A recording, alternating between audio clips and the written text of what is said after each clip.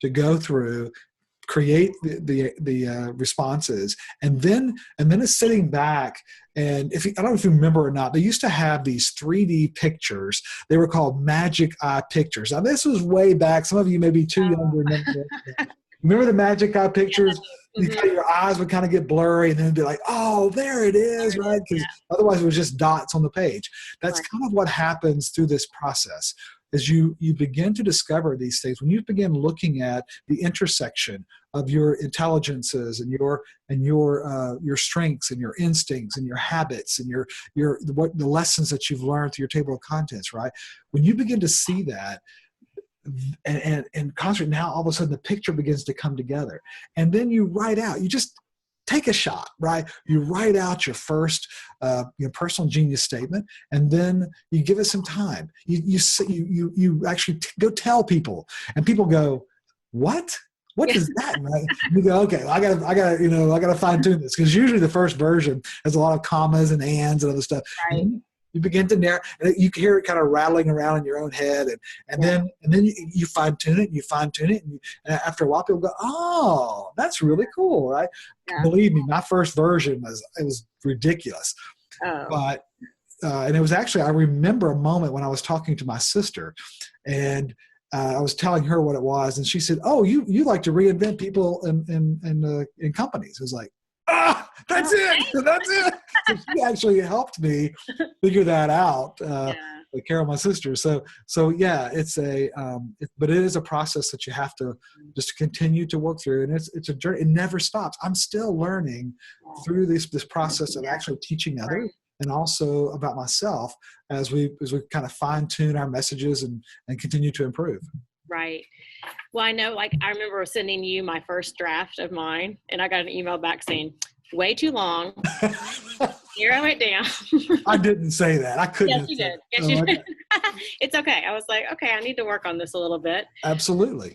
But it was, and I love, the autobiography was really, and the table of contents for that was very impactful for me, because it was a reminder that God doesn't waste our experiences. Absolutely. And that I think sometimes people feel like, and maybe some of my viewers or my readers feel like, if they've done something in their past, or they have something in their past, it might disqualify them. Right. And what I found was, oh no, that's written into the story and into how he's going to use it. And so that was really powerful for me. And Great point. The family and friends is so amazing. Like, I remember highlighting everything I found that was similar. So like any words I found that were similar in someone, or a phrase or something, and all of a sudden it was like a puzzle. That's awesome. A picture appeared, and I was like, oh my gosh, they're all starting to see the same thing. Maybe this really is true about me. And so it is such an affirming process, and but it does take time. Yep. And I think that's the biggest thing. And I found after the first couple of tries on my Yahweh statement, I was kind of like, oh, I don't want to do another one. And then I would come back to it, and I'd be like, oh no, I'm going to refine that a little bit. And I think it's giving yourself the grace to walk through it. And absolutely. It's really important. And if you're one of those people who you have to get it right the first time, just give yourself the grace it doesn't have to be perfect. You want to kind of get it out there. So in entrepreneurial speak, that's called the minimum value product. Get it out there, try it, test it, and improve it over time. As you begin to uncover and look for opportunities that align with your personal genius statement, you're going to find a new way to articulate it, and you take it in a completely different direction. And the great news is that's okay. Right. There is no right answer here. It's an exploratory process for you to discover what are you naturally gifted to do. Pray about it, seek wisdom, get feedback on it, and then make the decision that you're going to finish, and that you're going to then become the best at doing what you love to do. Yeah, that's great. Okay, my next question is, from a faith-based perspective, because I know you work with organizations that are faith-based, schools that are, and schools that aren't. Yeah. Why is it important as a believer to discover our passion and purpose? What would you say? It's interesting. The number one best-selling book besides the Bible is Rick Warren's book, Purpose-Driven Life, right? We have a natural craving for relationship and for purpose. It's something that is embedded in our soul.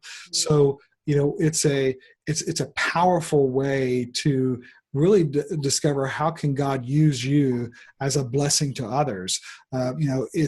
There are lots of people, of course, who have gone through, they've had happy lives and then never went through this process. So Right. it doesn't mean you have to have it, but it is a powerful way to discover how God has wired you, Right. and then what you could do to now creatively apply those abilities. And sometimes there's a fear that keeps us back from those things.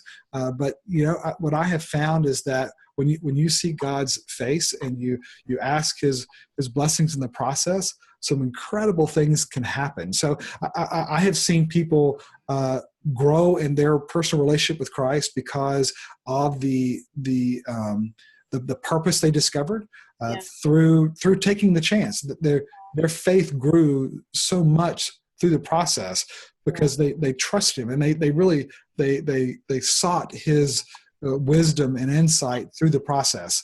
And so just a lot of benefits from going through that exercise, and whether you stay exactly where you are or whether you decide that you're going a completely different direction, I think that self-awareness that you create, and that it contributes to emotional intelligence, it contributes to intellectual intelligence, it contributes to spiritual intelligence. Yeah. You know me as a learner, as a teacher, I'm all about developing intelligence. Yeah. Well, and for me, it's also taught me why I work well with certain people and why it's more of a struggle for me, and also how to work better as a team member. Good point. And that carries into workplace, volunteerism, wherever. I mean, we're going to be surrounded by relationships. So I feel like it's made me a better friend, a better daughter, all those things, a better sister, a better employee, because I understand myself more, I understand where my weaknesses are, and also what I can contribute to the Fantastic. So I think that's really important. Yeah, agreed. All right, so my next question is, what encouragement do you have for someone who feels like maybe they're wondering if they do have something to offer and whether or not God can use that gift? Because I think for some people, when we talk about having a gifting or a calling, it's like some huge thing. And it may be something, but oftentimes what God's given us is something that can be used in a simple but yet profound way. So what would you say to encourage someone that's kind of in that boat?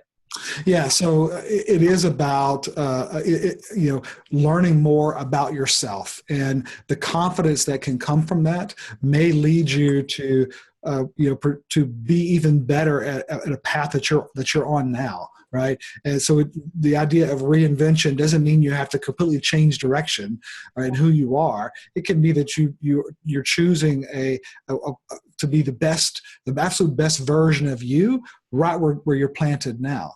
Many people will go through that process and they'll begin to see a new path, and they'll begin to really be energized through that. And quite frankly, when the Bible says, love others as you love yourself, there is a process in this of learning to love yourself, learning to value what God's created in you. And that does create, I think, the best opportunity for you then to be a blessing to others. Yeah, I think that's so good. And I think too, it's important for people to realize that I can do what I'm doing now, but I think like what you said earlier, that they're going to be looking for more opportunities to do what they're already doing now as they discover more of who God made them to be. And they're going to see opportunities they may not have seen before. Like you did. I mean, you've created some things that are, and I think that you have stepped out in ways that I'm not sure you would have done that 5 years ago. Oh, no. And that's been exciting to watch. Yeah, it's fun. Yeah. You never know. Never tell God never. Know. That's exactly.